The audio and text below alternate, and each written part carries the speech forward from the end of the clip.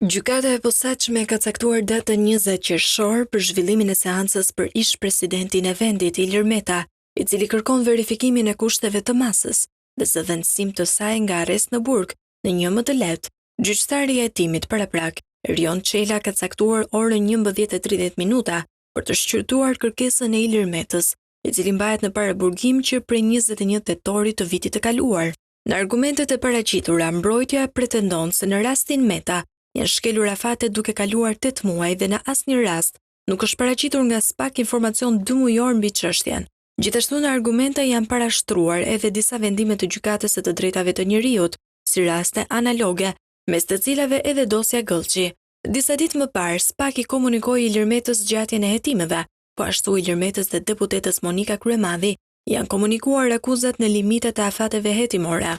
Ilir Meta akuzohet nga SPAK për veprat penale të korrupsionit pasiv personave që ushtrojnë funksione publike, falsifikimi vulave, stampave ose formularëve dhe atë të pastrimit të produkteve të veprës penale. Akuzat janë ngritur për rastin Çezdia, atë të lobimeve të ish LSI në SBA, por edhe operacioneve plastike të ish çiftit të bashkëshortëve, Meta Kryemadhi.